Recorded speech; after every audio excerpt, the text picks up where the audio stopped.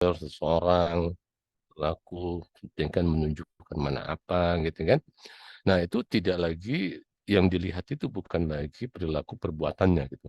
Jadi kalau dia ingin melihat anak itu bagaimana anak itu karakternya, ya, bukan dilihat dari perbuatannya sering jahil tangannya, nekat atau apa, tapi dilihat dari bahasa yang digunakan. Jadi bahasa yang digunakan itu menunjukkan bagaimana karakter dia, ya, bagaimana pendidikan baik, khususnya maksudnya simbol verbal ya, khususnya simbol simbol verbal. Apakah dia santun, kemudian ketika dia berbicara dengan orang tua, pilihan katanya kok begini, menggunakan kata-kata yang menunjukkan dia tidak hormat. Nah, itu menunjukkan bahwa anak ini tidak santun dalam berinteraksi dan juga mempunyai karakter yang tidak baik, begitu ya, jengkelnya begitu. Nah, itulah jengkelnya gitu. Jadi sekarang ini orang melihat perilaku seseorang itu melalui bahasa.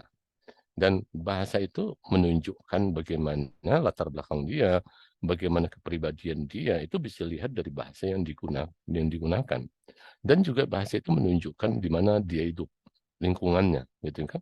Kalau anak itu misalnya ketika berbahasa sering menggunakan pilihan kata yang kasar, kalau dia berbicara juga pilihan kata-kata yang kurang baik, kan segala macam. Kita bisa lihat, dia pasti anak ini hidup di tengah orang-orang yang selalu menggunakan bahasa itu gitu. Kenapa? Karena secara psikologi mereka itu menirukan apa yang mereka dengar sehari-hari gitu. Karena bergaul dengan orang-orang itu sehingga mereka terbiasa dan apalagi kalau dia tidak mendapat kewajiban bahwa hal itu tidak benar gitu. Udah dia mengikutin aja gitu ya. Segala macamnya gitu. Tapi kalau dia jadikannya bisa jadi kalau misalnya bahasa yang muncul itu bahasa yang santun, kemudian pilihan kata juga pilihan katanya tidak menggunakan diksi-diksi yang menunjukkan negatif, masukannya gitu. Nah, ini bisa dikatakan bahwa, oh latar belakang ini anaknya lingkungan hidupnya itu di lingkungan yang memang menggunakan bahasa yang sopan, santun gitu, ya, tingkahnya gitu. Ya, seperti misalnya saya mendengar anak kecil itu kalau minjem pensil misalnya anak SD gitu kan, dengan kawannya gitu, ada yang bilang, pinjam pensilnya dong. Belum belum habis bicara tapi pensilnya udah diambil gitu kan. Udah ketika yang kan kemun pelit loh, wah gitu ya, dengan bahasa-bahasa seperti itu. Itu pasti lingkungannya berbeda dengan anak kecil yang bicaranya begitu runut bahasanya gitu kan.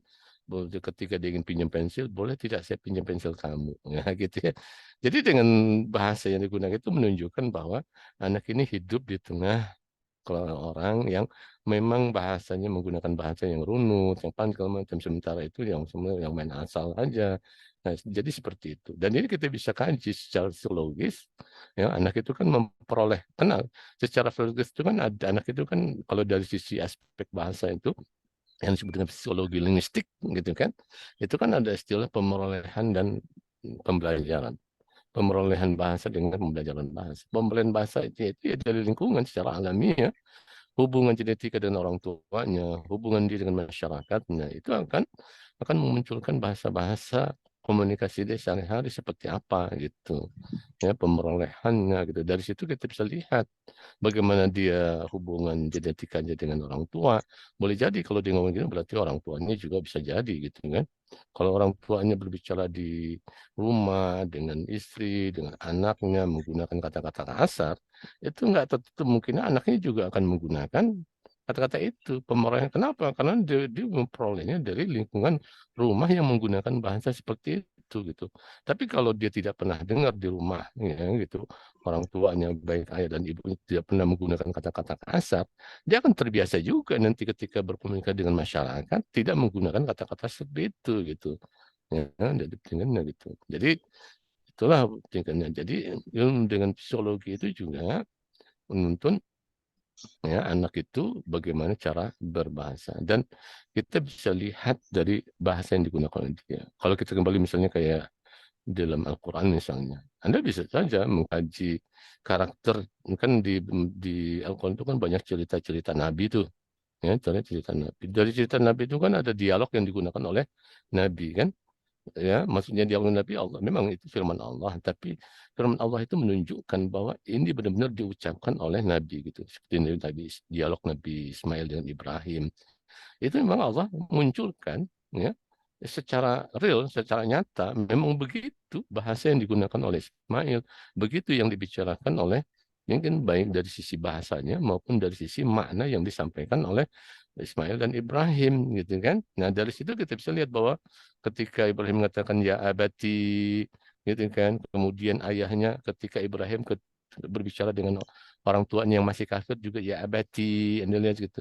Ibrahim ngomong dengan orang tuanya yang itu yang masih belum Islam segala macam yang membuat patung kan Nabi Ibrahim mengatakan ya abati juga gitu. Ismail berbicara dengan Nabi Ibrahim juga ya abati gitu. Jadi ya abati itu menunjukkan diksi bahwa dia hormat kepada orang tua. Ya, jadi kata ya abati itu menunjukkan ada diksi yang berbeda dengan ya abi yang keluarnya ya abi atau ya abu ya gitu kan. Itu menunjukkan yang sangat berbeda dalam praktekannya gitu. Jadi dari situ kita kemudian misalnya bagaimana kalau misalnya baca surat Yusuf misalnya gitu. Dari bahasa dialog-dialog yang digunakan dia kepada dengan Nabi Yakub, dengan raja-raja segala macam itu menunjukkan bahwa ada kecerdasan di dalam diri Nabi Yusuf gitu kan di dalam dialognya itu. Begitu juga Nabi Musa.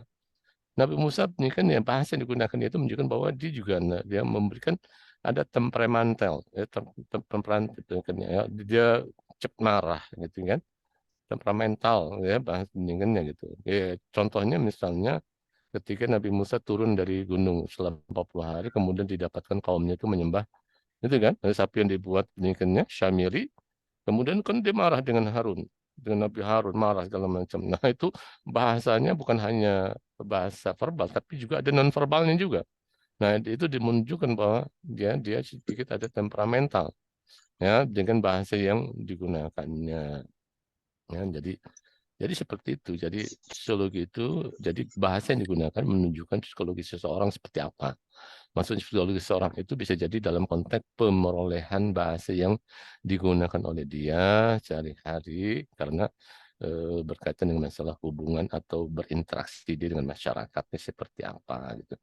Jadi ilmu dalalah mempunyai hubungan yang erat dengan semiotik, mempunyai hubungan yang erat dengan filsafat dan juga mempunyai hubungan yang erat dengan psikologinya gitu kan.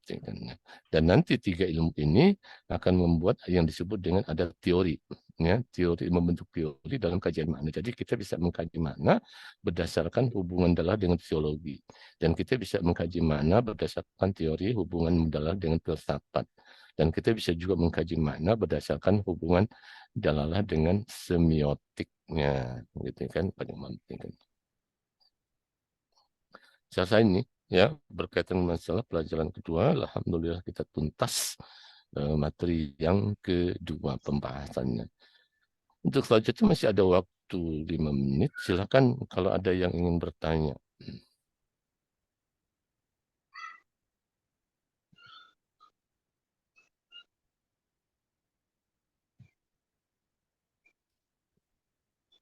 Halo, silakan kalau ada yang ingin bertanya.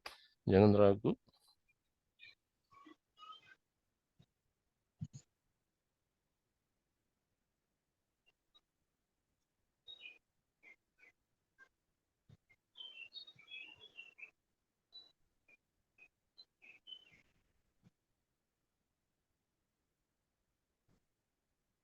Ada enggak? Tidak ada, udah paham? Paham ya?